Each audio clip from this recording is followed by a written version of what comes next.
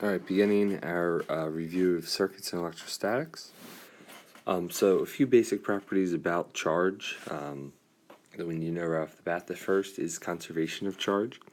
So what that means is that a net charge cannot be created or destroyed. Okay, so there are situations where charge is created. Alright, we can create a positive charge, but we have to create the same amount of negative charge. And the same thing happens when we destroy charge. We can destroy a positive amount of charge, but we also have to destroy the same amount of negative charge. But a net charge cannot be created or destroyed. The other thing is quantization of charge. Charge comes in units of E, which is the fundamental charge, the charge on an electron or the charge on a proton. 1.6 times 10 to the negative 19th coulombs. Right? We can't have part of E. Okay, you can't have half an E. We talked a lot about this with money, much like you can't have half a cent. You can't have half an E of charge either. And like I said, both protons and electrons have a charge of E, that 1.6 times 10 to the negative 19th. Obviously, one's positive and one's negative.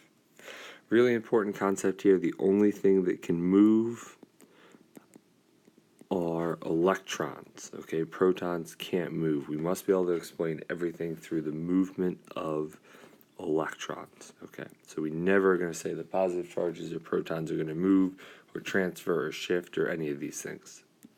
All right, two types of materials we talked about. The first is insulators. With an insulator, the electrons, that symbol means electrons, must stay near their nucleus. Okay, they can't, they don't have the freedom to go wherever they would like. They have to stay relatively close. They can shift a little bit, but they can't go too far from their nucleus. Whereas in conductors, the electrons, or at least some of them, are free to roam around the substance. All right, so they can go anywhere they want, rather than there being set electrons that are attached to certain nuclei. There's this sea of electrons we talk about, and they're just free to roam among or around the material.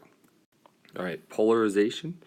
Okay, a polarization we typically talk about when we have a neutral object, so it's the shift in electrons in the object, and it's going to result because there's a charged object nearby, so due to charged object nearby. And what this does is when the electrons shift, okay, it creates a positive and negative side of our object. So the object as a whole is still going to be neutral, but we might have one side that's more positive and one side that's more negative.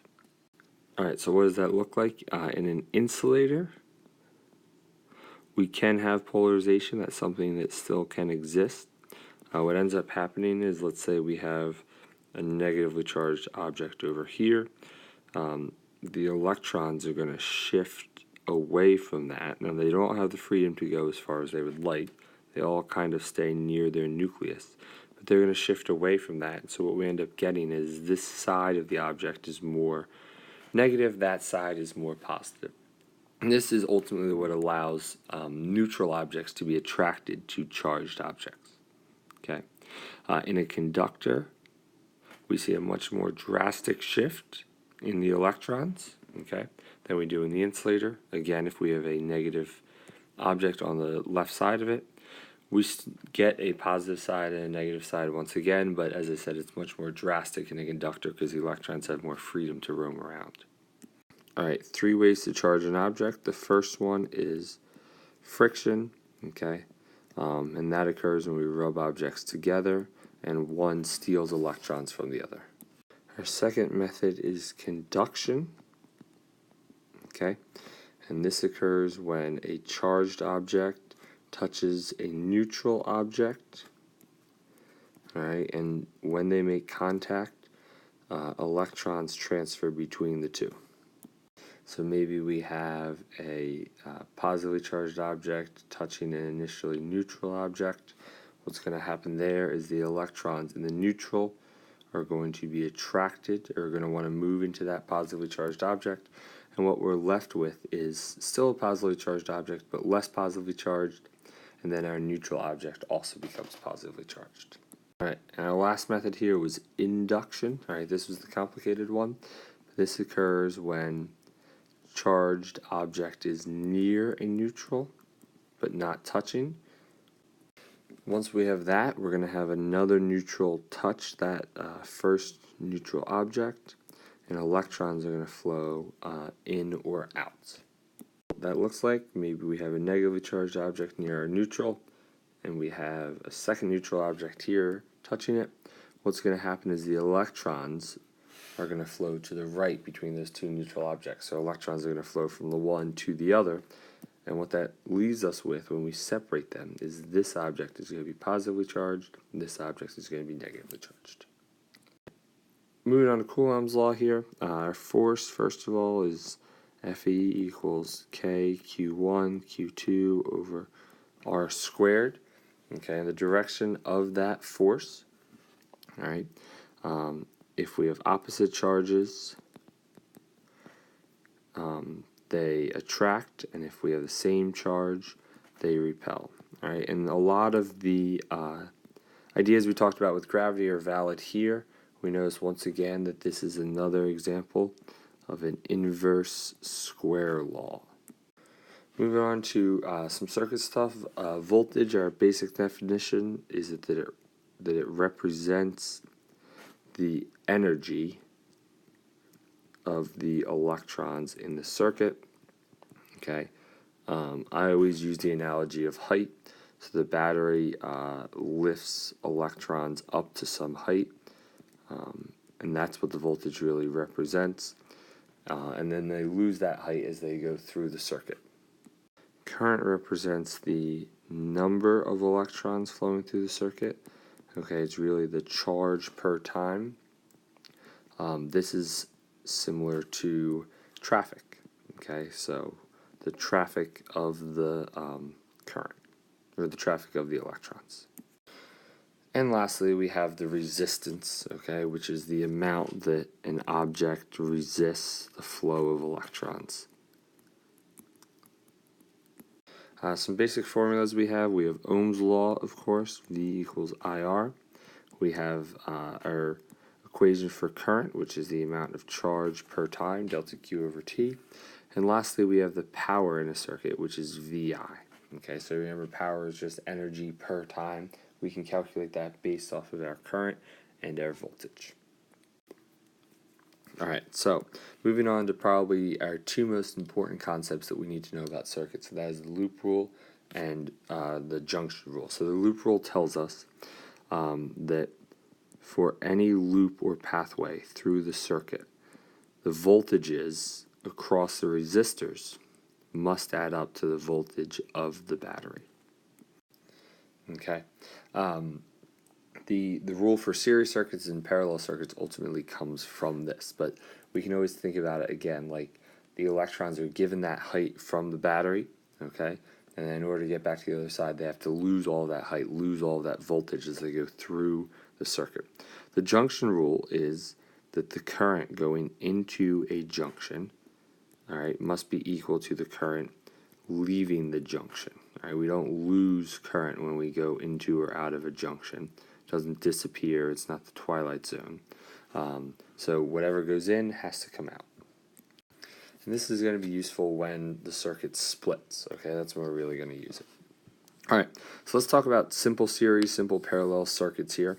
In a simple series circuit, the voltage, the total voltage, is going to be the sum of the voltages across each resistor. That really comes from our loop rule, okay? We know that for any loop, all right, the voltage across the resistors must add up to the battery. So if we have a simple series circuit, all right, where we just have one resistor after another connected to a battery, the voltages across this resistor, that resistor must add up to the voltage of the battery. Our current, on the other hand, all right, is going to be the same, all right, across all our resistors. All right, so each one gets the full current. Whatever current leaves the battery flows through the circuit. and each resistor is going to get that current. And our resistance for a circuit, we simply add up the resistances on each individual resistor. Moving to a parallel circuit, okay, one where there's multiple branches here, something like that. In a parallel circuit, all the resistors get the same voltage, and it's equal to the voltage of the battery. Okay, that's because for our possible pathways through the circuit, in each case, each resistor is the only resistor that you will hit going through that. So we need to lose the full voltage of the battery going across the each circuit. I'm just going to add in this piece here that the current in series is equal to the total current, meaning the current through the battery, and the voltage in parallel is equal to the total voltage, meaning the voltage through the battery. So that's an important piece. The current in parallel, right? The total current going through the battery is going to be the sum of the currents through each individual resistor, okay, because that current splits up at this junction. Some goes that way, some goes that way, some goes that way. So that current splits, and if we add them up, it's going to be equal to the current that left the battery and ultimately went into that junction. In terms of resistance here, we have the 1 over RT set up for parallel resistors, all right, and we can keep going on from there. Alright, some tips for these complex ones. First thing you want to do always is get the total resistance. That always needs to be your first step. Okay, and then get the total current or voltage, right, whichever one you do not know. And then you're just going to go back, redrawing the circuit and finding the voltage and current on each. And you're doing that simply using Ohm's law and your concepts. The one thing I will say is redraw the circuit, okay? That makes things a lot easier. So redraw the circuit each time.